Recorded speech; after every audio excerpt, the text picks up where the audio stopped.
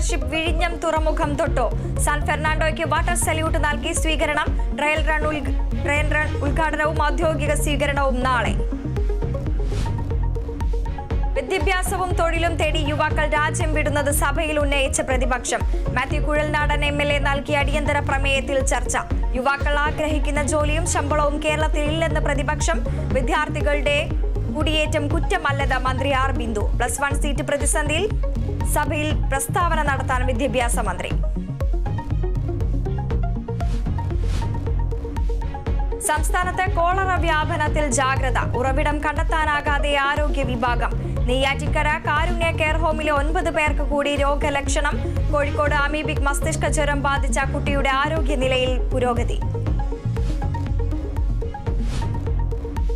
NEET UG പരീക്ഷ റദ്ദാക്കണമെന്ന് ആവശ്യപ്പെട്ടുള്ള ഹർജികൾ സുപ്രീം കോടതി പരിഗണിക്കും.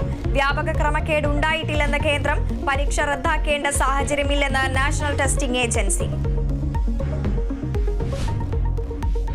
യൂറോ കപ്പ് ഫൈനലിൽ ഇംഗ്ലണ്ട് സ്പെയിൻ പോരാട്ടം. സെമിയിൽ ഇംഗ്ലണ്ട് നെതർലാൻഡ്സിനെ തോൽപ്പിച്ചു.